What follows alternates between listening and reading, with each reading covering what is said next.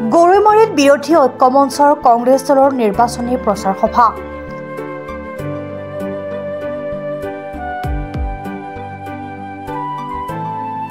পাঁচ নং গুৱাহাটী লোকসভা সমষ্টিৰ অন্তৰ্গত ছয়গাঁও বিধানসভা সমষ্টিৰ এলেকাত গৰৈমাৰী টাউন ক্লাবৰ খেলপথাৰত বিৰোধী ঐক্য মঞ্চৰ সমৰ্থিত ভাৰতীয় জাতীয় কংগ্ৰেছ দলৰ মনোনীত প্ৰাৰ্থী মীৰা বৰঠাকুৰ গোস্বামীৰ হৈ নিৰ্বাচনী প্ৰচাৰ সভাত কংগ্ৰেছৰ হাই প্ৰফাইল নেতাসকল উপস্থিত থাকে।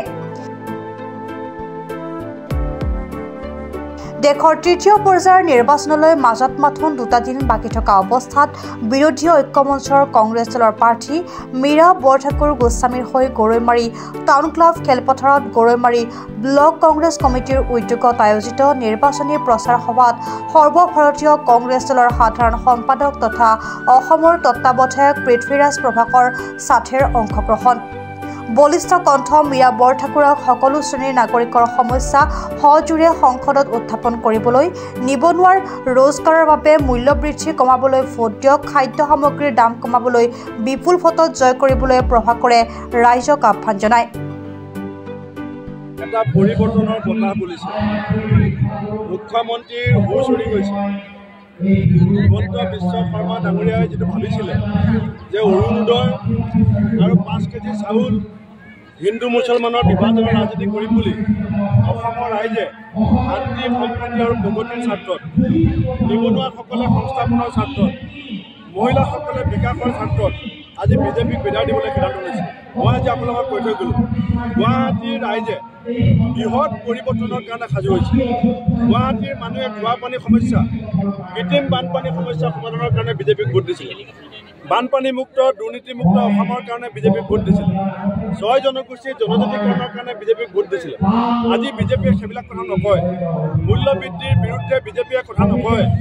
এসময়ত মোদী ডাঙৰীয়াই কৈছিলে যে মেহেংগাই কা মাহ বুলনে কে লিয়ে কংগ্ৰেছ ভুল গয়া। এতিয়া মোদী ডাঙৰীয়াই মেহেংগাই কা মাহটো কেলে নকয়? আজি এই কথা অসমৰ মানুহৰ প্ৰশ্ন। সেইকাৰণে অসম চুক্তিৰ ৰূপায়ণৰ নামত জাতিক যিধৰণে বিজেপিয়ে বিশ্বাসঘাতকতা কৰিলে, জাতি মাটি ভেটি গঢ়িম বুলি কৈ জাতিক যিধৰণে আজি অৰুণাচলৰ পৰা 5 লাখ চাকমা হাজং শৰণাৰ্থী আনি অসমত জাপি দিব বিচাৰিছে, তাৰ বিৰুদ্ধে গুৱাহাটীবাসীয়ে ভোট দিব। ছয়গাঁও সমষ্টিৰ বিধায়ক ৰেকিবুদ্দিন আহমেদে আদৰণি ভাষণ আগবঢ়োৱা নিৰ্বাচনী সভাখনত অসম প্ৰদেশ কংগ্ৰেছৰ সভাপতি ভূপেন বৰা, সাংসদ পুত্ৰ গৌৰৱ গগৈ, অসম জাতীয় পৰিষদৰ সভাপতি তথা বিৰোধী ঐক্য মঞ্চৰ ডিব্ৰুগড় সমষ্টিৰ প্ৰাৰ্থী লুৰিণজ্যোতি গগৈয়ে অসমৰ হৈ সংসদত বলিষ্ঠ মাতিবলৈ মীৰা বৰঠাকুৰক ভোট দিয়াৰ আহ্বান জনায়।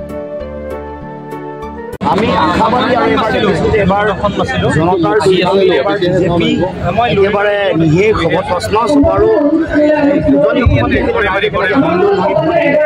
তাৰ যিটো দ্বিতীয় পৰ্যায়ৰ নিৰ্বাচন আমি নগাঁৱত আৰু কৰিমগঞ্জত অহাৰ সম্ভাৱনা আছে, আমাৰ জয়লাভ কৰাৰ সম্ভাৱনা আছে। আৰু তৃতীয় পৰ্যায়ৰ নিৰ্বাচনটো মই ভাবোঁ যে গুৱাহাটী সমষ্টি আৰু ধুবুৰী এই দুটা জিকাটো প্ৰায় নিশ্চিত। গতিকে মই আশা ৰাখিছোঁ এইবাৰ ৰাইজে অসমৰ জাতীয় জীৱনত যে অন্যায় কৰিছে বিজেপি দলটোৱে, সাম্প্ৰদায়িকতা সৃষ্টি কৰি মানুহৰ মাজত বিভাজন সংকীৰ্ণতা সৃষ্টি কৰি হাতামপুৰ ঐক্য সমন্বয় সম্প্ৰীতি হোৱাৰ ভেটি ভাঙিছে, শংকৰ ৰাজানৰ আদৰ্শক সংকটৰ মাজলৈ ঠেলি দিছে, তাৰ বিৰুদ্ধে এবাৰ ভোটদান কৰিব।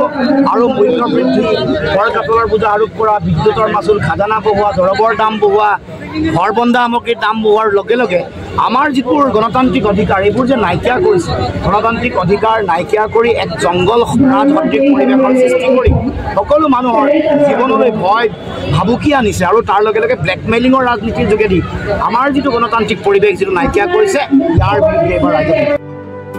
সভাত মীৰা বৰঠাকুৰৰ লগতে সৰ্বভাৰতীয় কংগ্ৰেছ দলৰ মুখপাত্ৰ ডক্টৰ অজয় কুমাৰ আৰু মহিমা সিঙেও মূল্যৱান ভাষণ দিয়ে।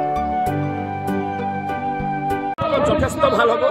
মীৰা বৰঠাকুৰৰ সমৰ্থনত 12 বজাৰ পৰা জনসাধাৰণ হাজাৰ জনসাধাৰণ ইয়াত গৰৈমাৰী টাউন ক্লাবত থিয় হৈছে। বনগাঁও, ছয়গাঁও, দক্ষিণ কামৰূপ বিভিন্ন প্ৰান্তৰ পৰা লোকাৰণ্য আৰু আপোনালোকে নিজেও ইয়াত দেখা পাই আছে 12 বজাৰ পিছতে আপোনালোকে অৱস্থান কৰিছিল। আৰু এই সভাই প্ৰতীয়মান ন্যায় দক্ষিণ কামৰূপত আৰু ছয়গাঁও সমষ্টিত মীৰা বৰঠাকুৰ বাইদেউৰ সমৰ্থনত যথেষ্ট হাজাৰ ভোটত আমি লিড কৰিম ইয়াৰ পৰা। আৰু অসম ভূমিত এই যি লোকসভা নিৰ্বাচন আমি 6খনৰ বেছি সিট পাবলৈ সক্ষম হ'ম। আৰু এইবাৰ ৰাহুল গান্ধী ডাঙৰীয়া প্ৰধানমন্ত্ৰী যোনে যিমান যি গণিত কংগ্ৰেছৰ এলায়েন্স পাৰ্টি আৰু কংগ্ৰেছ পাৰ্টি মিলি এইবাৰ আমাৰ গভৰ্ণমেণ্ট ফৰ্ম হ'ব একক সংখ্যাগৰিষ্ঠভাৱে ভাৰতত আমি সংখ্যাগৰিষ্ঠতা পাম আৰু ভাৰতীয় জাতীয় কংগ্ৰেছক কেইটামান দিনত বহুতে বহুত ধৰণে অপমান কৰি আছিল আৰু তাৰ প্ৰতিফল নিশ্চয় 7 তাৰিখলৈকে শেষ হ'ব ৰিজাল্টৰ দিনা গম পাব আৰু আপোনালোকৰ জৰিয়তে সমগ্ৰ জনসাধাৰণৰ পৰা আমি আশীৰ্বাদ বিচাৰিছোঁ গৰৈমাৰীৰ পৰা আব্দুল মতিনৰ ৰিপৰ্ট প্ৰাত টাইম ডিজিটেল।